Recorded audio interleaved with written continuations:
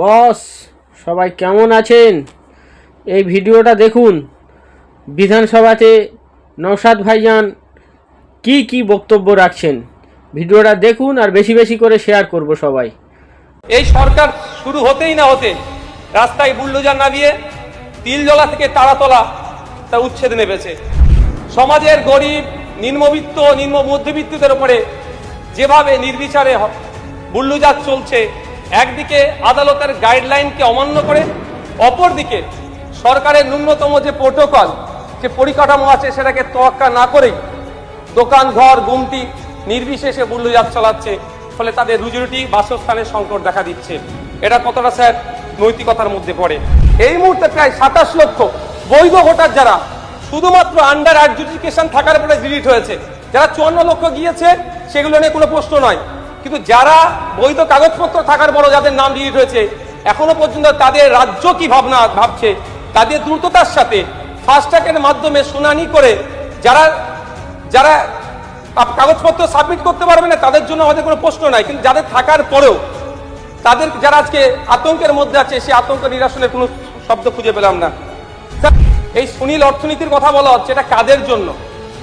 সেই যেভাবে সমতলে বৃহত্তর স্বার্থে কর্পোরেটদের জন্য জমিগুলোকে নিয়ে 2-4টে কোম্পানির হাতে তুলে দেওয়া হচ্ছে, এক্ষেত্রেও কি জলে একচেটিয়া তাদেরই দখলে থাকবে?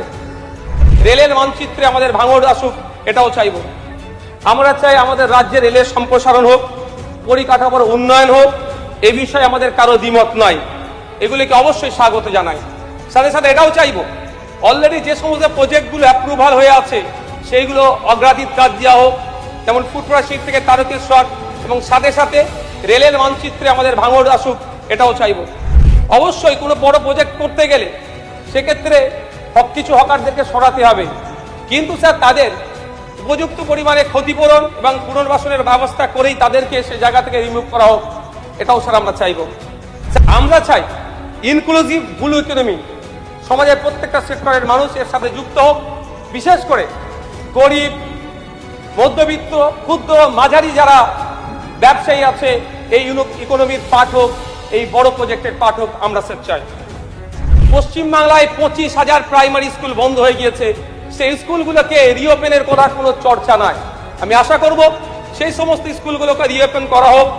সাথে সাথে প্রায় 1200 বিদ্যালয় আছে, যে বিদ্যালয়ে হয় শিক্ষক শূন্য হয়ে আছে, নাহলে গড় একজন শিক্ষকদের সেই বিদ্যালয়গুলো চলছে, সেখানেও শিক্ষক ছাত্র রেশিও মেনটেন করা হোক। আর যে 49,000 প্রাইমারি স্কুল আছে